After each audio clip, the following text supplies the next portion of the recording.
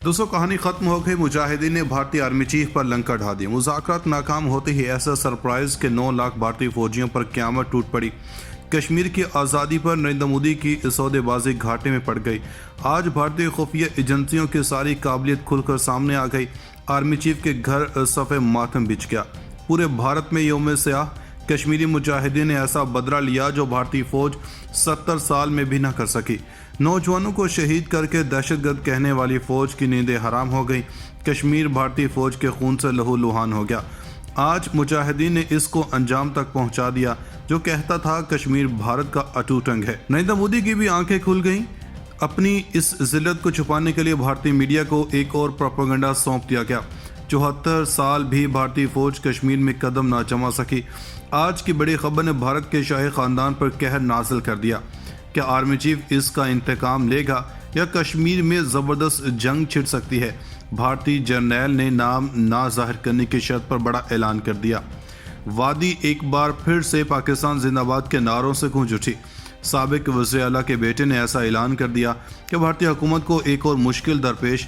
Video में आगे चलकर इसके साथ साथ तफसील से आपको ये भी बताएंगे कि इस वक्त कश्मीर में क्या हालात हैं और भारतीय फौज और मुजाहिदीन के मबैन कौन सी बड़ी पेशरफ्त मुतवक्के है। दोस्तों भारतीय आर्मी चीफ आज एक बहुत बड़ी नेमत से महरूम हो चुका है और मुमकिन है कि आज इसको भी कश्मीरियों के दर्द का एहसास होगा।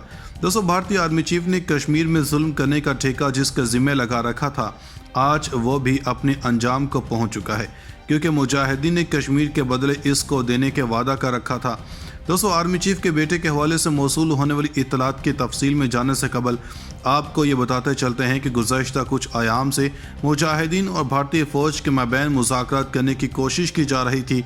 दोस्तों मुजाहिदीन ने भारतीय फ़ौज के आगे ये शर्त रखी थी कि वो कश्मीर के कुछ अहम तरीन मुकामात से भारतीय फौज को पीछे हटाएं ताकि कश्मीरियों पर होने वाला जुल्म खत्म हो सके। लेकिन भारतीय फौज की जानब से मुजाहिदीन के इस मुतालबे को भारतीय मीडिया ने कुछ और रंग देकर पेश किया और इसने बताया कि मुजाहिदीन की जानब से भारतीय फौज को कश्मीर हवाले करने का कहा जा रहा है और ऐसा कभी नहीं कर सकते। दोस्तों इसके बाद मुजाहिदीन ने एक बार फिर से भारतीय फौज को खबरदार करते हुए कहा कि वो ऐसे हथकंडे और बयानात जारी करने से बास रहे, लेकिन ऐसा मुमकिन न हो सका।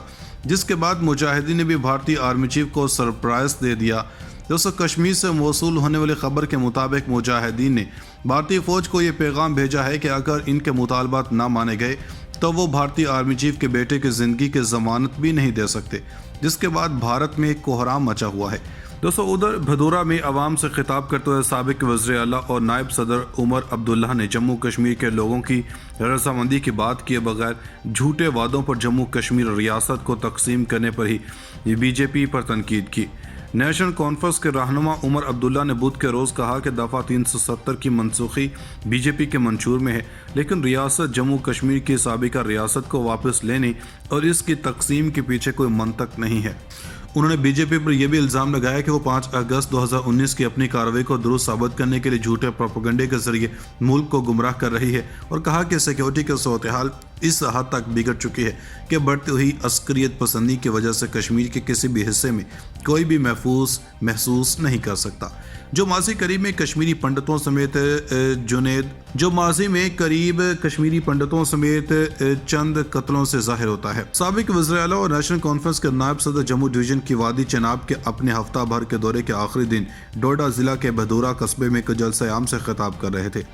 उमर अब्दुल्ला ने लोगों से खिताब करते हुए कहा कि मैं कबूल करता हूं कि दफ़ा 370 की मनसूखी बीजेपी के मंशूर में थी, लेकिन उस वक्त की रियासत को क्यों नीचे गिराकर 2 हिस्सों में तकसीम किया गया जो इनके मंशूर में नहीं था।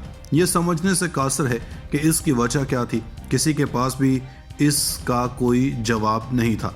इससे जम्मू कश्मीर के लोगों को क्या फ़ायदा हुआ? अब्दुल्ला ने कहा कि यूनियन टेरिटरी का दर्जा देने का मुतालबा सिर्फ लिया ज़िला के बदहसटों का था, जब में शामिल होने की वजह से बढ़ती हुई अस्करियत पसंदी। इन्होंने कहा कि बतौर वज़ीर आला इनके दौर में सिर्फ श्रीनगर शहर से 40 बंकर हटाए गए थे, जिन्हें बीजेपी की क़यादत वाली हुकूमत ने दोबारा नस्ब किया। कांग्रेस लीडर गुलाम नबी आज़ाद पर इनका नाम लिए बगैर तनकीद करते हुए उमर ने कहा कि कांग्रेस आर्टिकल 370 पर दोहरा मयार खेल रही है, लेकिन आर्टिकल 370 पर एनसी का मौक़िफ़ वाज़ेह है کیونکہ ہم آخری سانس تک اپنی خصوصی حیثیت واپس حاصل کرنے کے لیے پرعزم ہیں۔ عمر نے کہا کہ ان کی پارٹی کبھی بھی عوام کو مشتعل کرنے پر یقین نہیں رکھتی، اور مزید کہا کہ جب حکومت کی طرف سے کوئی غلطی ہوتی ہے تو لوگ ناراض ہوتے ہیں۔ سابق وزیر اعلیٰ نے کہا کہ الیکشن کی تیاری یا الیکشن کروانا الیکشن کمیشن کی ذمہ داری ہے۔ ہماری اسمبلی انتخابات پہلے ہی کافی عرصے سے تاخیر کا شکار ہیں، کیونکہ آخری انتخابات 2014 میں ہوئے تھے اور 7 سال گزر چکے تھے۔ اس وقت کی ریاست کو کیوں نیچے گرا کر 2 حصوں میں تقسیم کیا گیا جو ان کے منشور میں نہیں تھا؟ یہ سمجھنے سے قاصر ہے کہ اس کی وجہ کیا تھی۔ کسی کے پاس بھی اس کا کوئی جواب نہیں تھا۔ اس سے جموں کشمیر کے لوگوں کو کیا فائدہ ہوا؟ عبداللہ نے کہا کہ یونین ٹیریٹری کا درجہ دینے کا مطالبہ صرف لیہ ضلع کے بدحسٹوں کا تھا میں شامل ہونے کی وجہ سے بڑھتی ہوئی عسکریت پسندی۔ انہوں نے کہا کہ بطور وزیر اعلیٰ ان کے دور میں صرف سری نگر شہر سے 40 بنکر ہٹائے گئے تھے، جنہیں بی جے پی کی قیادت والی حکومت نے دوبارہ نصب کیا۔ کانگریس لیڈر غلام نبی آزاد پر ان کا نام لیے بغیر تنقید کرتے ہوئے عمر نے کہا کہ کانگریس آرٹیکل 370 پر دوہرا معیار کھیل رہی ہے، لیکن آرٹیکل 370 پر این سی کا موقف واضح ہے، کیونکہ ہم آخری سانس تک اپنی خصوصی حیثیت واپس حاصل کرنے کے لیے پرعزم ہیں۔ عمر نے کہا کہ ان کی پارٹی کبھی بھی عوام کو مشتعل کرنے پر یقین نہیں رکھتی، اور مزید کہا کہ جب حکومت کی طرف سے کوئی غلطی ہوتی ہے تو لوگ ناراض ہوتے ہیں۔ سابق وزیر اعلیٰ نے کہا کہ الیکشن کی تیاری یا الیکشن کروانا الیکشن کمیشن کی ذمہ داری ہے۔ ہماری اسمبلی انتخابات پہلے ہی کافی عرصے سے تاخیر کا شکار ہیں، کیونکہ آخری انتخابات 2014 میں ہوئے تھے اور 7 سال گزر چکے تھے۔